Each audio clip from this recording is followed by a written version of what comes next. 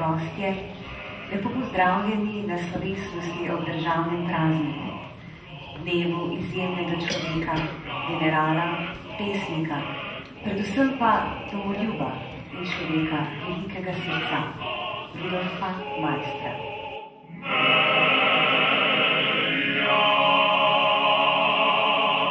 Spoštovani visoki gostje, spoštovane obiskovalke in obiskovalci.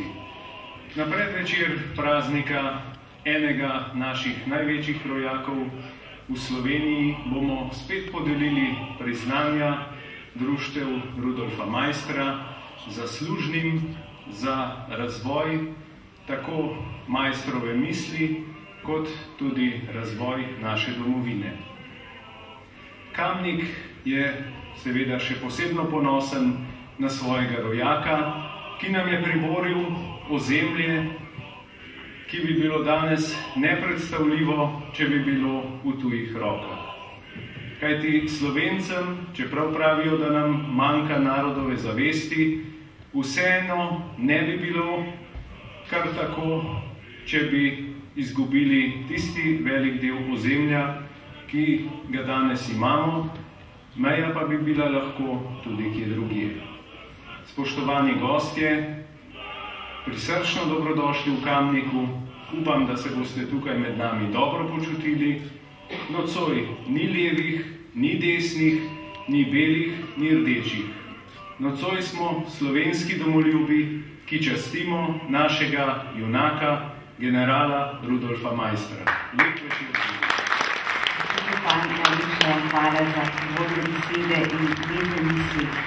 Sedaj pa na vabilu zvišnjega slavnostnega govornika, predsednika Zveze društev General Maister, magistra Milana Lovrenčiča. Letos praznujemo 21. obletnico slovenske samostojnosti, ko smo si po mnogih stoletjih pridobili svojo nacionalno državo in pretrgali spone podrejenosti. Da smo to dosegli, je bilo potrebno uporabiti lastnosti in dejanja Rudolfa Maistra. Kljub njegovi neprecenljivi sporočilnosti je bil v obeh podporih mnogokrat zapostavljen. Danes pa imamo svojo samostojno državo, Slovenijo. Ob tem pa se vse premalo zavedamo, koliko poguma in neustrašenosti je bilo potrebno leta 18, leta 41 in leta 91, da smo si jo zares izbojevali.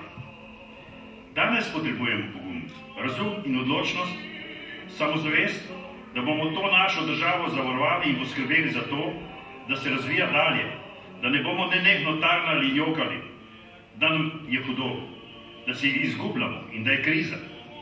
Nikoli več v prihodnosti ne bo krize, v kateri bi morali dokazovati, kaj je naša država. Vse so nam to storili in izborili naši Maistrovi borci, partizani in borci za osamosvojitev Slovenije leta 1991.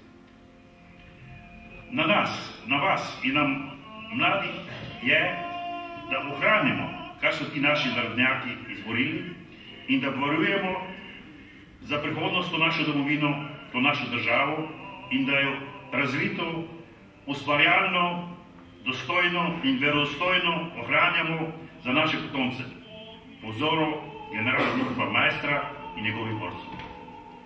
Uspeli bomo, če bomo sledili tem vrednotam, kot so odločnost, pogum in domoljubje. To so naša vodila in naj nam ostanejo pokazatelji naše poti v prihodnost. Naj ostanejo pomembna vodila tudi vam, članom društev General Maister in vam, domačinom Kamničanom. V zgodovinskem spominu nam bo ostala zmaga prve slovenske vojske in prvega slovenskega generala Rudolfa Maistra. Pregnal je tujo vojsko iz Maribora in slovenske Štajerske. Z vojaško zasedbo tega dela slovenske zemlje, ki jo je zakoličil že škof Slomšek, med novo nastalima državama Avstrijo in Kraljevino Jugoslavije, katere del je bila tudi Slovenija, je bil zavarovan ta del državne meje. Toda po sklepu mirovne konference se je odvijal na Koroškem plebiscit, v kateri smo izgubili skoraj celotno Koroško, ki je bila v zgodovini slovenskega naroda naša zibelka. Zaman so bile žrtve Majstrove in Margaje vojske na Koroškem. Zamojen je bil pravi trenutek, pravi čas, v katerem bi si pridobili tudi vojaško pravico do zasedbe Koroške. To napako gre pripisati predvsem Narodnemu svetu v Ljubljani, ki je oviral delovanje Majstrove vojske na Koroškem. General Majster je budno spremljal stanje in razvoj dogodkov v Prekmurju. Imel je svoje vojake v Radguni, ki so podbijali napade avstrijske vojske. Imel je tudi svoje sodelavce v Ljutomeru in v Klekiji. V Prekmurju pa je bila organizirana in natančno koordinirana Prekmurska legija, ki je štela okrog 400 vojakov in se je pripravljala za napad v Ljutomeru. Toda mirovna konferenca v Parizu je odločila, da se Prekmurje priključi Jugoslaviji, s čemer so znatno prispevali Majstrovi vojaški eksperti, dr. Slevič, dr. Kovačič in dr. Žorga. Zato vojaška zasedba ni bila potrebna.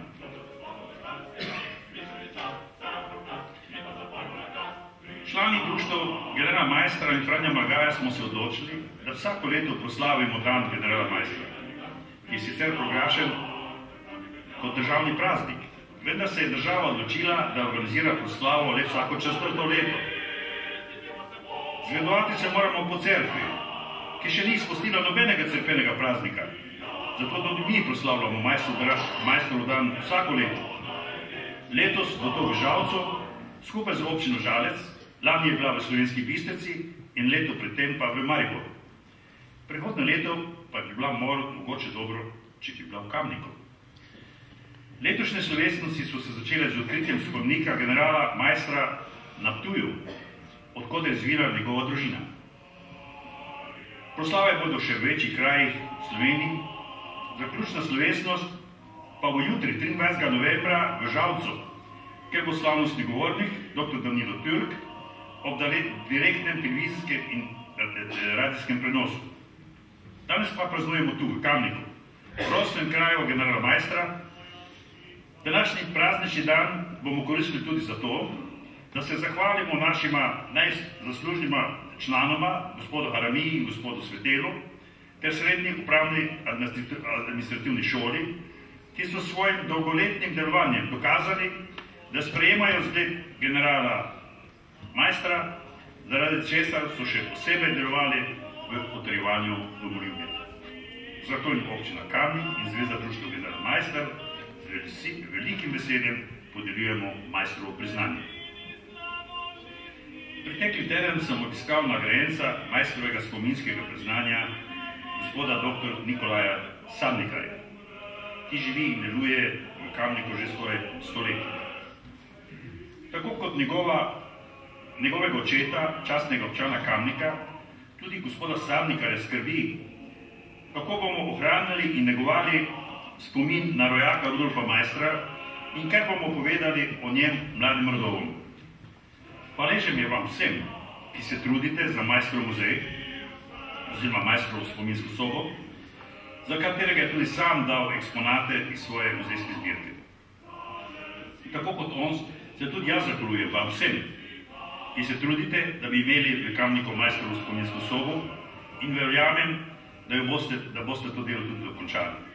Mi vam bomo pri tem pomagali in če nas boste povabili, tudi pomagali pri odkritju.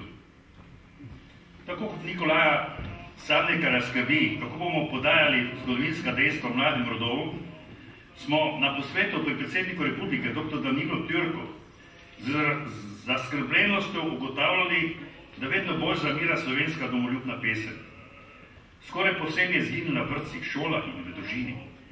Poznani muzikolog Mitja Gobec nas je na omenjenem posvetu upozoril, da v vsem času od osamosvojitve ni bila napisana niti ena slovenska domoljubna pesem.